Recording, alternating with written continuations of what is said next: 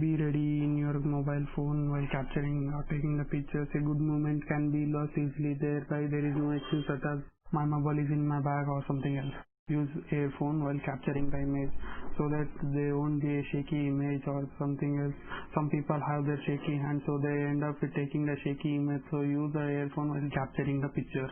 Switch to airplane mode. Airplane mode not only saves the battery but also it eliminates the distractions from any of the social media or calls.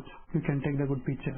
Unique angle. Being unique is very important in photography. This makes an object with a new perspective. Light is a key. Let's not forget about photography is all about light. Using even a boring composition will be interesting. It may be day or night. Don't stick to one style. Click portraits, landscape, high angle, low angle. Don't limit yourself. If you take the portrait photography, there is no rules that you should only take the portrait photography. You can go through landscape or you can take the unique angles. So don't limit yourself. Go try with a close up, high angle, low angle. Don't zoom and take the pictures. Instead of zooming and taking, you may get a blurry image. So instead of zooming, you can go with the cropping the images while editing.